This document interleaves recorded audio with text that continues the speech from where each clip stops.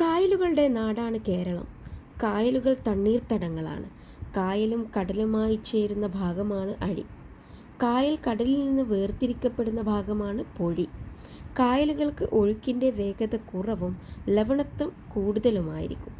2002 Ramsar പട്ടികയിൽ കേരളത്തിൽ നിന്ന് ഇടം പിടിച്ച തണ്ണീർത്തടങ്ങളാണ് വേമ്പനാട്ടുകായൽ, അഷ്ടമുടിക്കായൽ, ശാസ്താംകോട്ട കായൽ.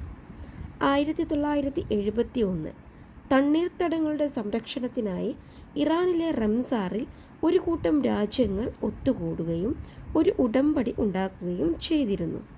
1971 ഫെബ്രുവരി 2 ഉടമ്പടി ഒപ്പുവച്ചത്.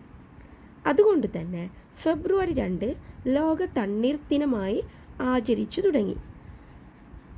ഫെബ്രുവരി 2 ലോക തണ്ണീർ ദിനമായി ആചരിച്ചു തുടങ്ങിയത് 1997 മുതലാണ്.